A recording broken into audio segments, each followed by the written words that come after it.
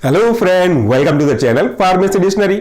हम में से अधिकतर लोग क्या करते हैं कि डॉक्टर ने आपको सजेस्ट किया है कि ये जो दवाई है वो आपको खाली पेट में लेनी है और ये जो दवाई है वो खाना खाने के बाद लेनी है।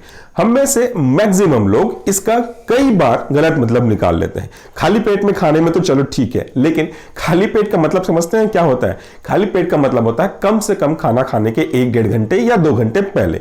लेकिन मैक्सिमम लोग जिसे हमने देखा भी है वो ये करते हैं कि अभी मैंने कुछ नहीं खाया है सो मैंने टैबलेट खा लिया, अब 5 मिनट बाद 10 मिनट बाद या तो तुरंत मैं खाना खा लेता हूं, तो अकॉर्डिंगली तो खाली पेट में ही मैंने खाया। ये थोड़ी ना बोला था कि खाली पेट में दवाई लेने के बाद इतने देर तक खाना नहीं खाना है। कुछ डॉक्टर जरूर बताते हैं, ये एक गलती हो गई।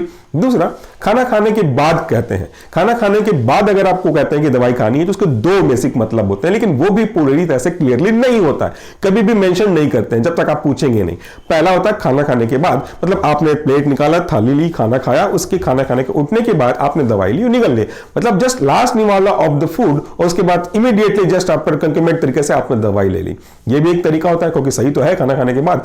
जबकि दूसरा तरीका होता है खाना खाने के एटलीस्ट 1-1.5 घंटा या 2 घंटा बाद या बिफोर गोइंग टू स्लीप, इसके पहले ले सकते हैं।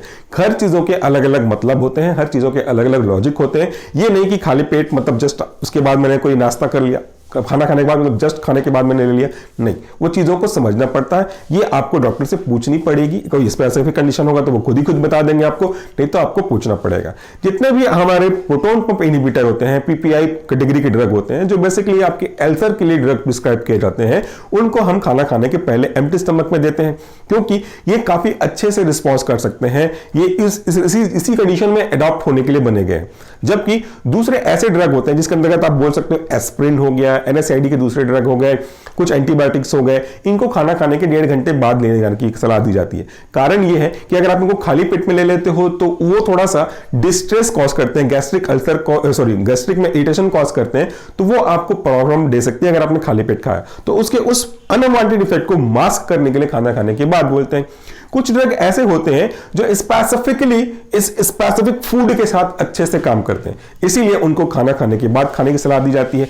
जबकि कुछ ड्रग ऐसे होते हैं जिनका एब्जॉर्प्शन खाना के प्रेजेंस में कम हो सकता है या इनएप्रोप्रिएट हो सकता है, इसीलिए उनको खाली पेट में दिया जाता है। अब थोड़ा सा कॉमनली एक रफ लैंग्वेज में साधारण व्यक्तियों के लिए कॉन्सेप्ट को समझ लेते हैं। अगर आपका पेट खाली है, मतलब पूरा जो स्टमक है वो एम्प्टी है, अब हम कोई दवाई लेते हैं तो ये दवाई आपके स्टमक में पहुंचेगा, डिसइंटीग्रेट होगा, डिसॉल्व होगा, उसके बाद आपके आगे बढ़ने स्टार्ट हो जाएंगे, डाइजेस्टिव पार्ट में पहुंचेगा आपके स्मॉल इंटेस्टाइन यानी कि छोटी आंत में।